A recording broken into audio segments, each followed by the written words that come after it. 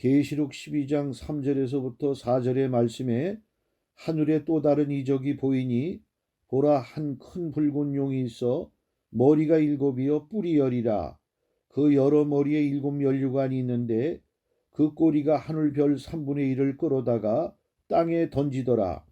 용이 해산하려는 여자 앞에서 그가 해산하면 그 아이를 삼키고자 하더니, 특별히 하나님께서는 이 우주에서 제일 나중에 인류가 살고 있는 지구와 태양계가 속해 있는 은하계를 창조하셨는데, 이 은하계를 창조하실 때에는 수많은 사람들의 영혼들을 모두 한꺼번에 창조하셔서 은하계 별들 하나하나 속에 각각 그 영혼들을 예비해 두셨다.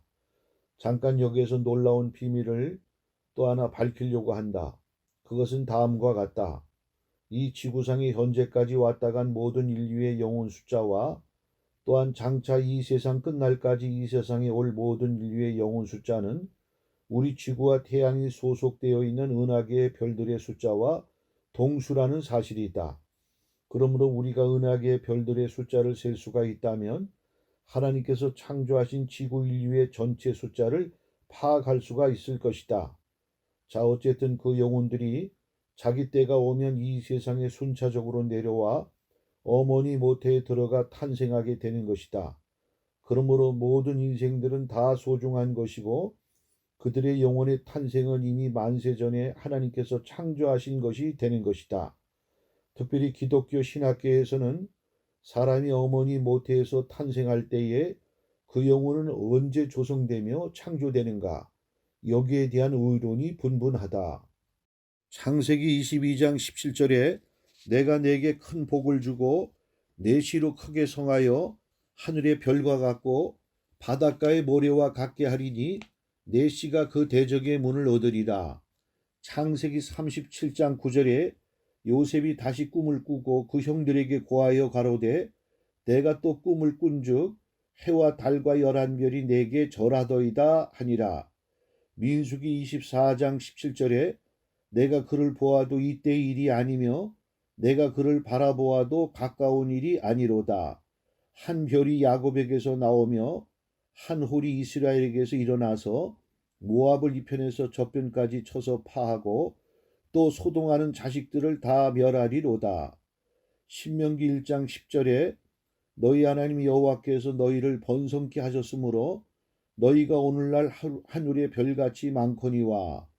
역대상 27장 23절에 이스라엘 사람의 20세 이하의 수요는 다윗이 조사하지 아니하였으니 이는 여호와께서 전에 말씀하시기를 이스라엘 사람을 하늘의 별같이 많게 하리라 하셨습니다. 다니엘 12장 3절에 지혜 있는 자는 궁창의 빛과 같이 빛날 것이요 많은 사람을 옳은 대로 돌아오게 한 자는 별과 같이 영원토록 비치리라. 히브리서 11장 12절에 이러므로 죽은 자와 방불한 한 사람으로 말미암아 하늘의 허다한 별과 또 해변의 무수한 모래와 같이 많이 생육하였느니라. 유다서 1장 13절에 자기의 수치의 거품을 품는 바다의 거친 물결이요 영원히 예비된 캄캄한 흑암에 돌아갈 유리하는 별들이라. 그러므로 모든 영혼들은 한날 한시에 하나님의 권능으로 창조되었기 때문에 모두가 한 형제가 된다. 그러나 이 세상에 태어날 때 시간적 순서에 의해서 조상도 되고 부모도 되고 선배도 되는 것이다. 또한 우리 인생들이 장차 죽어서 그 영혼들이 천국에 올라가게 되면 전부 주 안에서 한 형제가 되고 자매가 된다. 그러나 이 땅에서만 시간적 순서에 의해서 은하계 별 하나하나 안에 거주하고 있던 영혼들을 하나님께서 그때그때마다 이 세상에 내려보내서 어머니 모태의 태아가 조성이 될 때에 들어가게 하심으로 별 속에 거주하던 영혼이 사람으로서 이 세상에서 다시 태어나게 되는 것이다.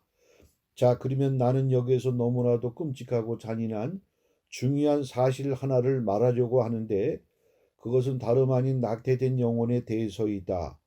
참으로 이 세상에는 너무나 비정한 부모들이 많다는 것이다. 특히 그 부모들은 서로가 좋아하고 사랑해서 자기들의 정욕으로 아이를 잉태했다가 나중에는 서로 살기 싫어서 헤어지게 되면 자기들의 태중의 아이가 큰 부담이 되므로 낙태시켜 한 생명을 무참히 살해하는 일이 있는데 이 일을 가볍게 여겨서는 안 된다. 왜냐하면 이때에도 한 영혼이 어머니 모태로 들어갔다가 낙태시킬 때 그 태아가 죽임을 당하게 됨으로 인하여 그 영혼이 이 세상의 햇빛도 보지 못하고 음부로 떨어지게 된다는 사실이다. 그러므로 태중의 아이를 낙태시키는 일이 얼마나 무서운 살인 범죄인가를 이 세상의 모든 부모들은 분명히 깨달아야 할 것이다. 그리고 이러한 잔인한 짓은 나중에 하나님의 무서운 진노의 심판을 받게 된다. 특히 태중의 아이를 낙태시키는 직업적인 의사들은 영원한 불못에 던져지게 된다. 욥기서 3장 1절에서부터 19절의 말씀해 보니 그 후에 욥이 입을 열어 자기의 생일을 저주하니라.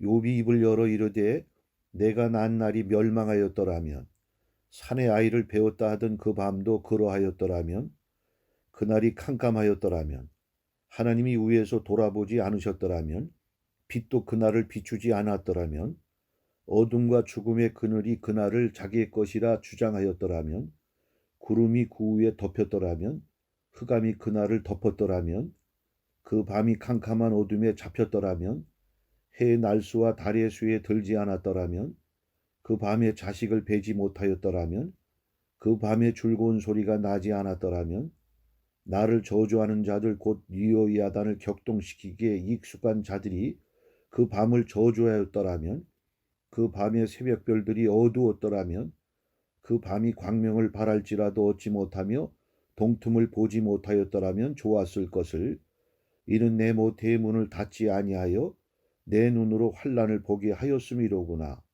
어찌하여 내가 태에서 죽어 나오지 아니하였던가? 어찌하여 내 어머니가 해산할 때에 내가 숨지지 아니하였던가? 어찌하여 무릎이 나를 받았던가? 어찌하여 내가 젖을 빨았던가? 그렇지 아니하였던들 이제는 내가 평안히 누워서 자고 쉬었을 것이니 자기를 위하여 폐허를 일으킨 세상 임금들과 모사들과 함께 있었을 것이요 혹시 금을 가지며 은으로 집을 채운 고관들과 함께 있었을 것이며 또는 낙태되어 땅에 묻힌 아이처럼 나는 존재하지 않았겠고 빛을 보지 못한 아이들 같았을 것이라. 거기서는 악한 자가 소유를 거치며 거기서는 피곤한 자가 쉼을 얻으며 거기서는 갇힌 자가 다 함께 평안히 있어 감독자의 호통 소리를 듣지 아니하며 거기서는 작은 자와 큰 자가 함께 있고 종이 상전에게서 놓이느니라. 그러므로 하나님께서는 하늘의 별들을 숭배하며 점치는 것을 매우 싫어하시고 저주하시며 심판하셨다. 그 이유는 다름 아닌 타락한 천사들의 영들과 교통할 수 있기 때문이며 또한 그 별들은 인간의 영혼들인데 그 별들 속에는 인간의 운명과 비밀이 숨겨져 있기 때문이다. 예수님의 탄생도 동방 박사들이 별을 보고 예루살렘에 찾아와 경배하였던 것이다. 이처럼 그 별들을 숭배하는 것은 다른 신을 쫓는 것일 뿐만 아니라 큰 우상을 섬기는 일과 같고 또한 인간의 운명을 점쳐보려는 일이 되기 때문이다.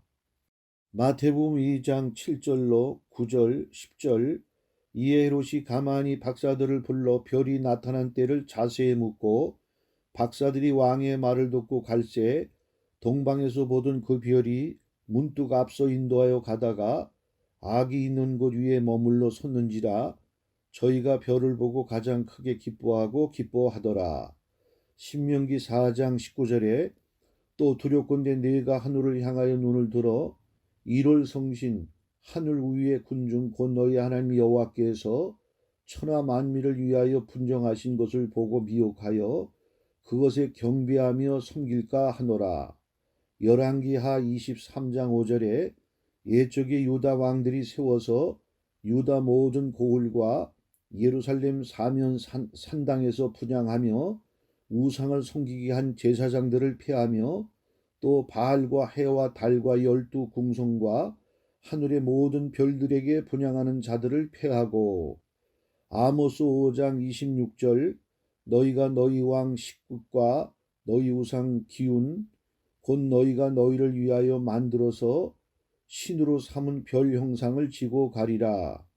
사도행전 7장 43절에 몰록의 장막과 신네판의 별을 받들었으며 이것은 너희가 절하고자 하여 만든 형상이로다. 내가 너희를 바벨론 밖에 옮기리라.